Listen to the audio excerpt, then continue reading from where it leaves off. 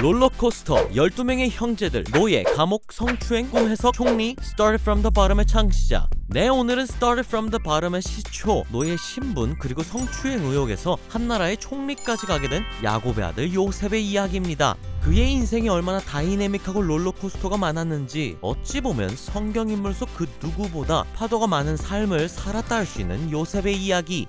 자, 다들 팝콘 가져오시고 착석해 주시기 바랍니다. 그럼 오늘도 성경 먹방 시작하겠습니다. 때는 기원전 1562년쯤 12명의 아들을 둔 야곱은 막내 요셉에게 나머지 11명의 형들이 일하고 있는 곳을 다녀오라고 심부름을 시켰습니다. 저 먼치에서 요셉이 오는 것을 확인한 11명의 형들은 요셉의 뚝배기를 날려버리자 저 오만 방자한 것을 죽여버리자라고 수군덕거리기 시작하죠. 여기서 잠깐, 11명의 형들은 왜 갑자기 요셉을 죽여버리고 싶었을까요? 요셉은 12명의 형제 중 막내로 아버지 야곱의 최애 아들이었고 아버지의 사랑을 독차지하는 것도 모자라 눈치도 없었던 아이였죠. 요셉이 얼마나 눈치가 없었냐면 지 꿈속에서 형들의 곡식단들이 자기 단에게 절을 했다나 뭐래나, 또한 해와 달 그리고 11개의 별들이 자기에게 절을 했다라고 아주 순수한 눈망울을 가지고 형들에게 자랑을 하곤 했죠. 뭐 꿈이기는 하지만 형들의 입장에서 보면 요셉은 아버지의 최애여서 가뜩이나 질투나고 보기 싫은데 본인들이 그 요셉에게 절을 할 것이라는 이야기를 들으니 아무리 꿈이라도 기분이 나쁠 수밖에 없겠죠. 여튼 요셉이 못마땅했던 형들은 기회만 보고 있다가 아버지가 없는 이날을, 지금 이 순간을 기회로 삼게 된 것이죠. 그렇게 요셉의 뚝배기를 어떻게 날려버릴까 고민하고 있던 찰나, 그 중에 그나마 마음씨가 착했던 장남 르우벤 형은 죽이지는 말자라고 의견을 냈죠. 그래서 11명의 형들은 요셉을 구덩이에 던져버린 게 아니겠습니까? 구덩이에 빠진 요셉을 놀리고 있던 와중 저 멀리 미디안 사람 상인들이 지나가고 있었죠. 그것을 본 유다 형은 동생을 죽이는 게 무슨 의미가 있겠냐며 그래도 혈육이니 죽이지는 말고 저 상인들에게 팔아버리자라고 의견을 냈습니다.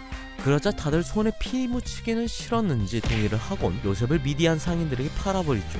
그리고 찢긴 요셉의 옷에 짐승의 피를 묻히고 아버지 야곱에게 달려가 요셉이 짐승한테 물려 죽었다고 거짓 소식을 전하게 됩니다.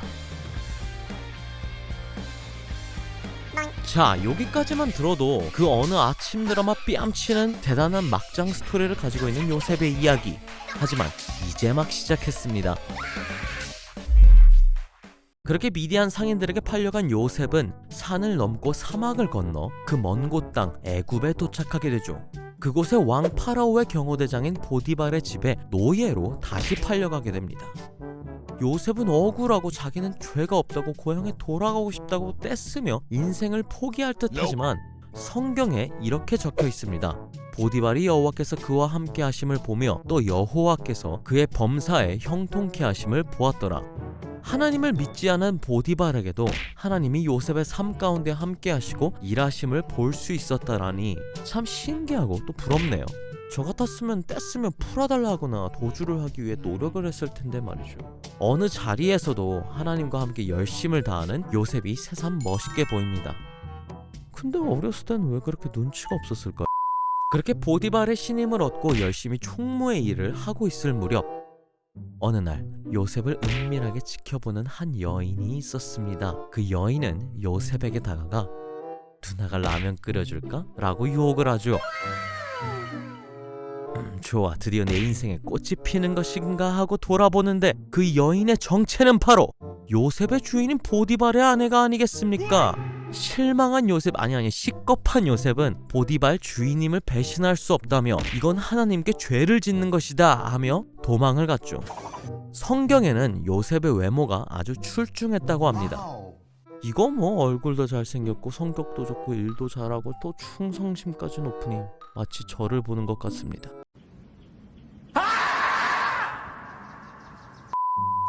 여튼 그 음흉한 사모님은 포기하지 않고 날마다 요셉을 유혹했죠. 잠자리를 같이 하자고. 그러나 우리 엄친아 요셉은 유혹에 넘어가지 않고 그 자리를 매번 뿌리쳤습니다.